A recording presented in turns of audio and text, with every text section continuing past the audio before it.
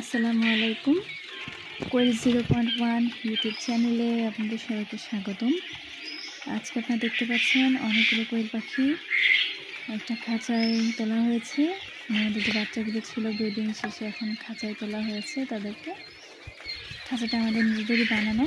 যদি আপনারা খাঁচার ভিতরে দেখতে চান তো আমাকে বলতে পারেন কমেন্টে। আর পাখিগুলোর বয়স 15 দিনের মতো।